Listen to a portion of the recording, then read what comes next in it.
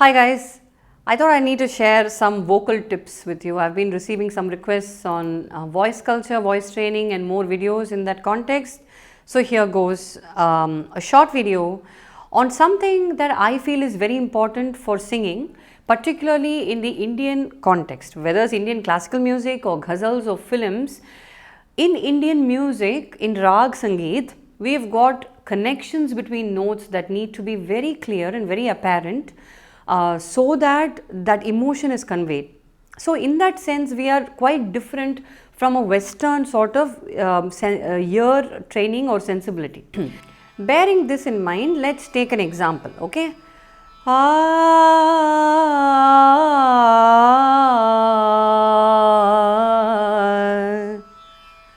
That is Ragam Pantvarali. We call it Purya Dhanashri or Basant and similar ragas in northern India.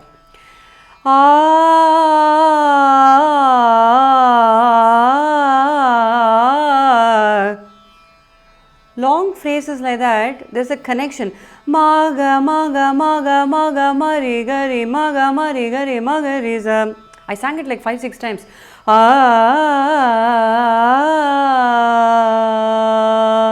It's not. It's not that.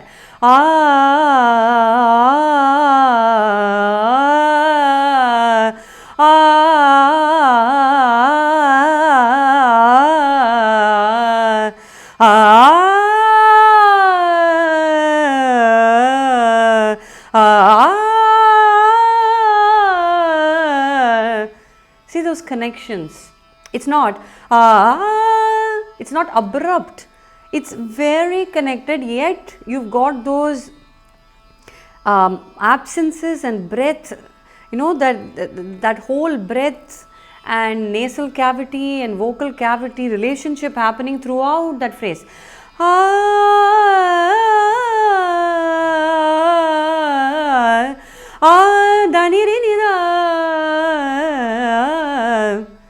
So how do we achieve that?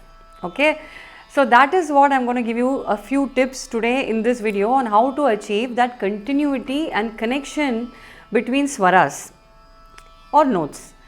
Pa, ma, ga, pa, ma, ga, 3 notes. Let's take a very simple example of 3 notes. Pa, ma, ga,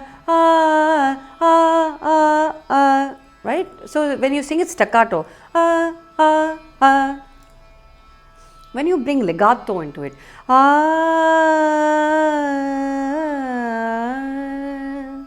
there's a bit more of the breath work that needs to be done, but also the voice, one needs to connect it. So the kind of exercises to do for this are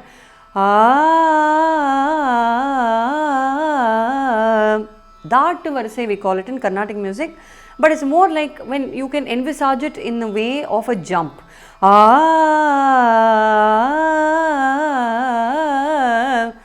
When you do jumps but with connections. Okay, so let's do a few and see. Sapa mapa gama riga sama gama riga sari saga riga sari nisa. We'll work on that, okay? I'll tell you that one more time. You can write it down or hear it a few times. Sapa mapa gama riga sama gama riga sari saga riga sari nisa. We're going to tackle this.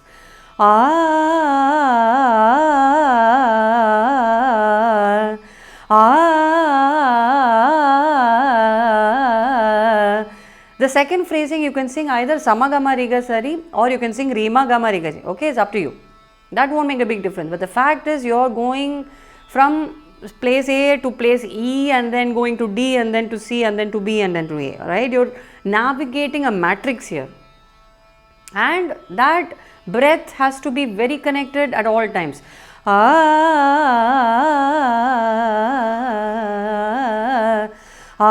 And then you can do variations on that.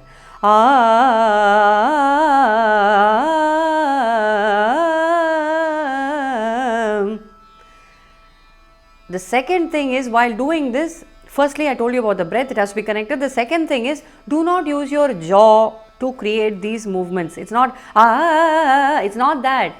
It has to come from the vocal cords. So how do we know that?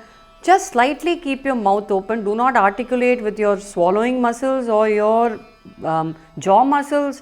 Make a connection with this part of your body which is connected to the vocal cords and your clavicle here, and that sort of muscle group here, right? Feel it here.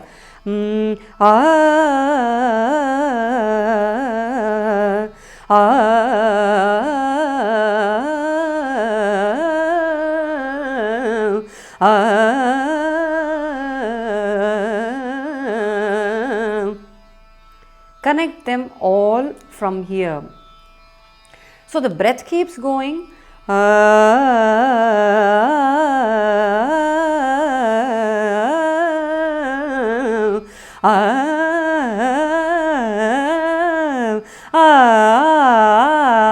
Keep doing that again and again, right? So when you're dealing with a group of such phrases, sarigama bada ba sarigama bada ba sarigama bada ba sapama ba sada bada ma ba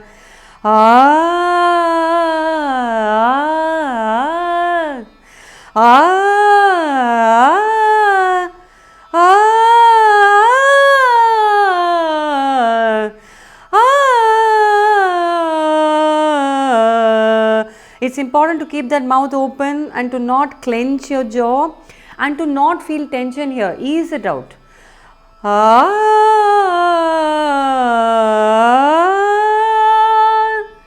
So that that connection between those notes keeps happening. So there are two different kinds of connections here as well. One is notes that are close to each other. Those are seemingly easy but can be difficult because they will slide off the position. So one needs to be very careful. The other kind of connection is longish notes, the jumps that I was talking about, the dhat, right? The dhat will say, that is a jump.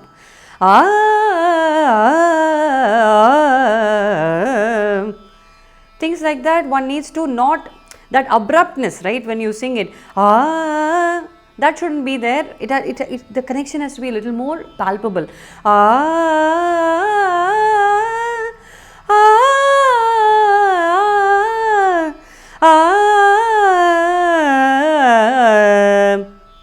And this exercise is good for two things. Not only the voice connection, because you're feeling it here. So that is the trick here.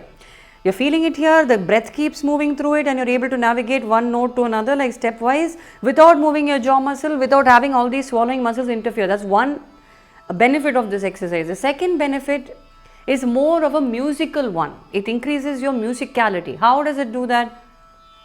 Because when you're singing an exercise like this, your brain jumps between swara positions effortlessly, or it's forced to jump between these positions and think for itself, okay, where am I now, where am I now, where am I now, which is the basis of ear training, right?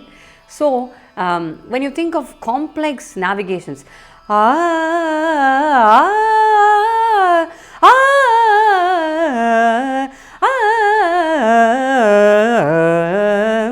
what I sing there, I did a lot of varja. Gada mani dasa niri mada gama niri sa.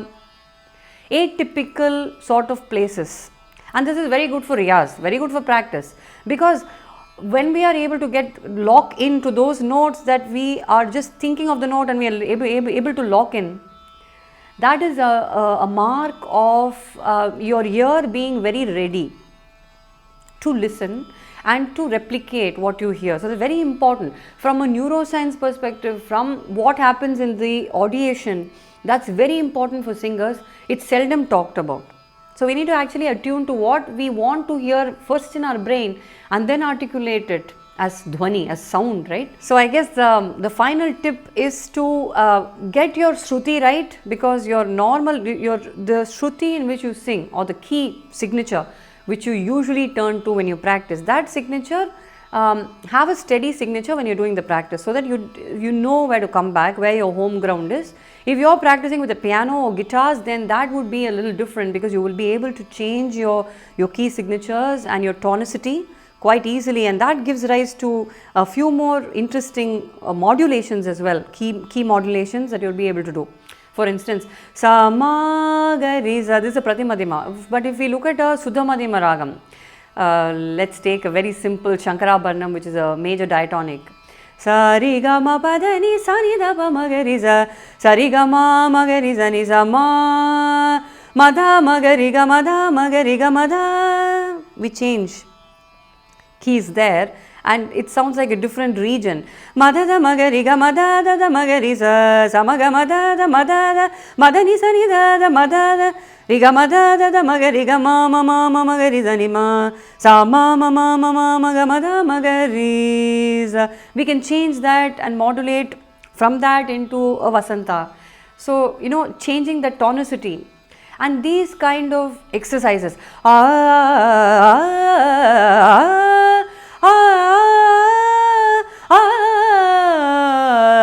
not only exercises the voice but also the musicality. That's what I was talking to you about. So when we do exercises, when we do the vocal exercises, it's very important to kind of, you know, make our time work for us. Because all of us don't have infinite time. Some of us have other jobs to do. Some of us are busy recording artists. We don't want to fatigue the voice by saying, okay, today or this morning I'm just going to do connections and tomorrow I'll do ear training. It can all be melded into a few sets of exercises that are intelligently crafted. So it's up to you to find those combinations. But here I've shared a few tips that you can follow.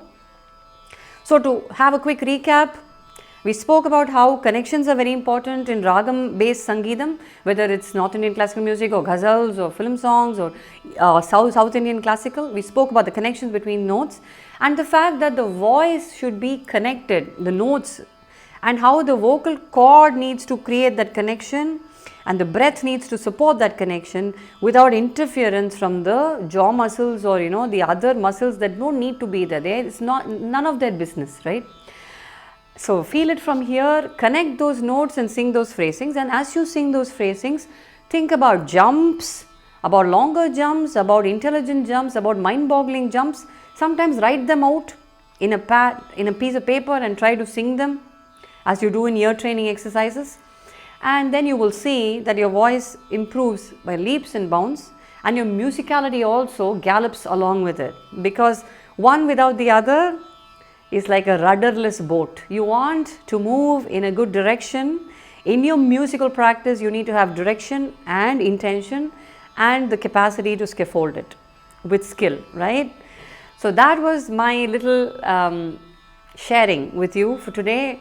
Have a wonderful day. If you haven't hit the subscribe button, this is the best time to do so. Hit that button and also hit the bell icon so that you don't miss even one upload from me. Okay, and when you do all these exercises, when you want to relax your voice, don't forget to do that lip trill, which is a one, you know, it's a fix it for a lot of problems of the voice. So you just put two fingers here and then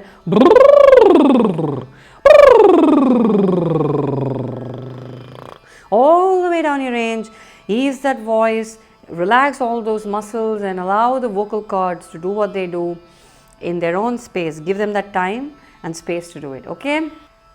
And thanks for watching. Cheers. Bye-bye.